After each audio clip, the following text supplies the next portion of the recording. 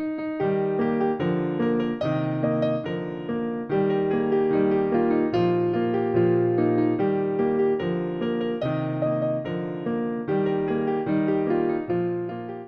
collection is important and interesting because the provenance of the collection is undisputed. We know that it was worn by Patrick Hume between the 1740s and 1770s. The collection is of an extremely high quality. The materials used are of the very finest. The construction is extremely well done, and a lot of the costumes were probably worn at court. Basically, the costumes were in quite good condition. None of them are hugely damaged, certainly not on the outside fabrics. The idea was to make the costumes fit for display and to interfere with their construction as little as possible. Because men's costume is rarer generally than female costume, it's very important that we use this opportunity to study the costume as thoroughly as possible and document it as thoroughly as possible. During the conservation, it's the ideal opportunity to be able to handle the pieces and get as much information out of them at this time. They've all been professionally photographed before, after. You'll see the photographs around about the house. But photographs don't tell you everything. No. This is a tracing that I did of the design of that weave on the gold coat. And I think you can see it quite clearly. When you look at that, you know, it's just so golden and shiny, it's quite difficult to see the pattern, but in isolation, you can sometimes see the pattern more clearly. Where necessary, I did surface clean the materials using a smoke sponge. You can't use it on every surface. If the surface is damaged or abraded or has a kind of nap pile to it, then I wouldn't recommend it. But you have to be very, very careful. And going with the grain of the weave, you can gently just go across the surface of the material, and this picks up the dirt. The materials that I used to support the inside of the costume, where most of the damage was by covering the original materials with something like this, which is very, very fine nylon tulle, or extremely fine silk crepeline, so that you can see that the materials are practically transparent. It means that when I cover an original fabric with this material, you can more or less see straight through it and see all the details underneath. Now, the buttonholes on this piece are really interesting because they're actually strips of gold foil which have been cut out and stitched across either side of the opening. Normally in a buttonhole you would have it whipped with buttonhole stitching. It does have that as well, but in addition it's got this decorative banding of gold. The back of this waistcoat is also lined in the most fabulous bright yellow material. This would have had a coat originally, and the coat would have been of the same material as this. This waistcoat is about 1760s. The back of the waistcoat had been torn.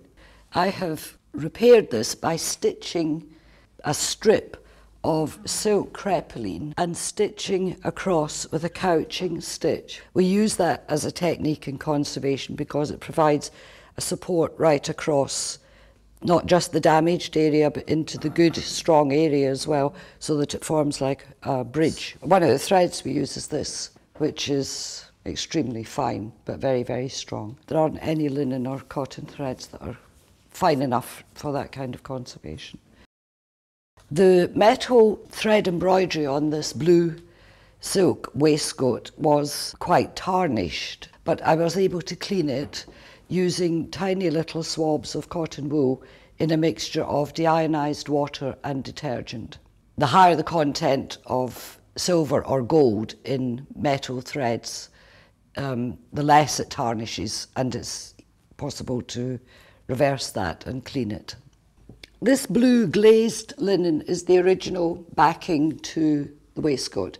So again, you can see that they just use simpler fabrics where it's not going to show.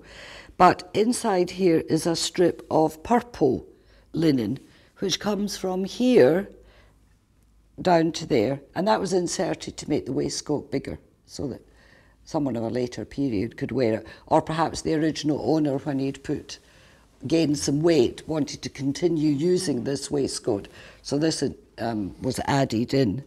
I have left the original stitching and the original insert intact, but I folded it closed because I wanted to get back to the original shape so that it's comparative to the other ones, because I'm trying to get back to the original scale and size.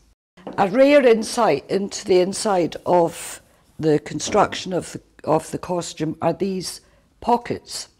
And I think it's possible that this may be the remnants of the coat that went with the waistcoat. Because it's been cut out, we've got the opportunity to see the back of the embroidery, and that has all been stitched through to this fine linen fabric, which has been starched so it's stiff, which prevents any of the threads working themselves through to the front.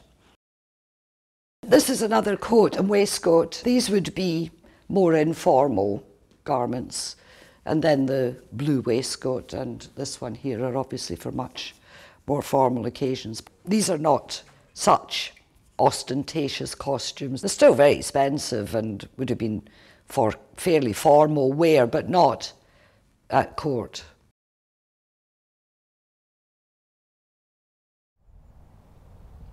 It's a treat for me to be here. I'm here because I'm a trustee of the Esme Fairbairn Foundation, and we gave £56,000 to the Paxton Trust to take this work forward.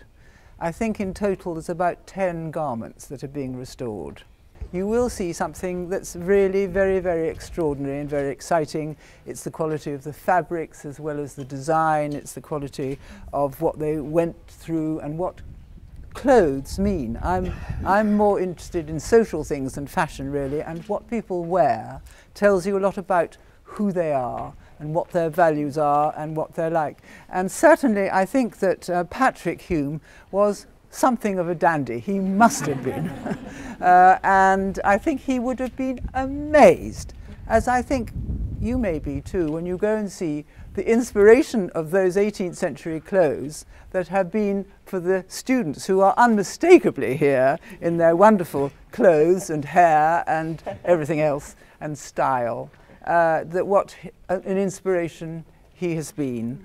So I think that that is enough for me, before you get frostbite, that you should all go in and look at these wonderful garments. And so I'm very, very pleased to say that this now is open. Thank you. I just had one other thing. Thanks for you. Oh, here we are.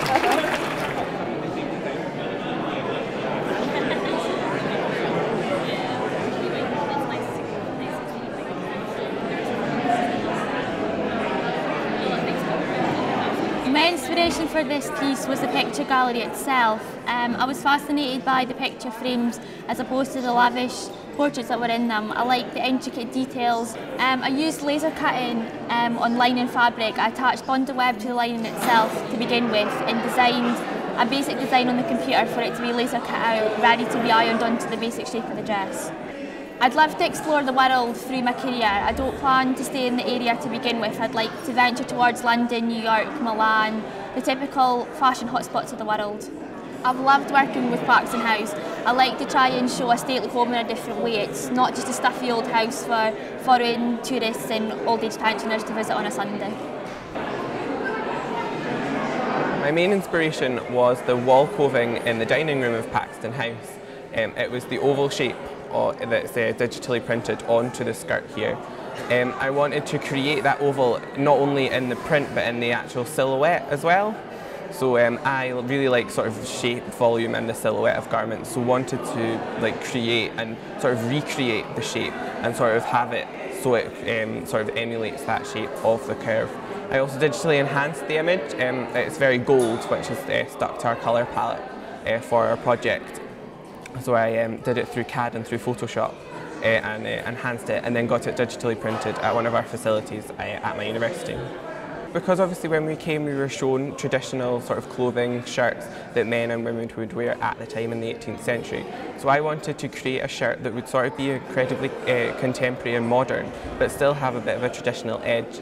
That's why I've gone for a placket shirt, but then made the collar stand collar, so it's very high up around the neck.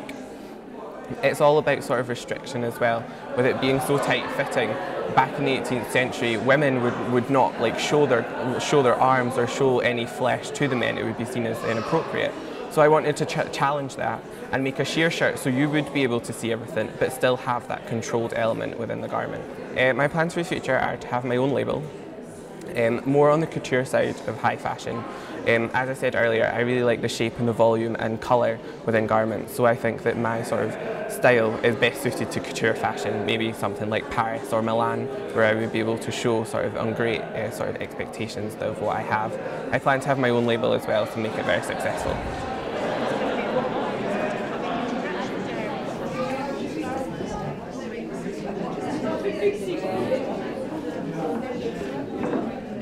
My thoughts on working with Paxton House in this collection are I completely enjoyed it. It was a great experience. I learned so much about the house and I managed to involve that into my work and discover so many new possibilities I could do. I really enjoyed learning about the history of the house, learning about Patrick and all the stories that came from that, and making that into clothes in the end was just a great experience. The exhibition tonight has been amazing. I didn't think I could see the clothes in this kind of light and how amazing they look. It's absolutely fantastic, everyone that turned out to watch it. The film, everything, the lighting, it just makes a great atmosphere about what the project was about.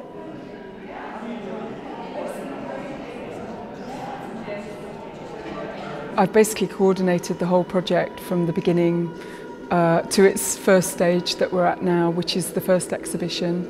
There's more stages to go. For the third years, this is the culmination of their project, but for us at Paxton House, it's just the beginning, really.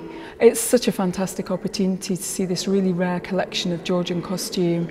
It's menswear that's quite rare in existence, and it's in such fantastic condition. It's all been conserved, and it's a chance to see it in its bright, shiny, clean state that it's never been seen in for many, many years. And it's this fantastic opportunity to see the students' work in response to this collection and the house and the architecture and the furniture collections. It's just a really rare one-off experience.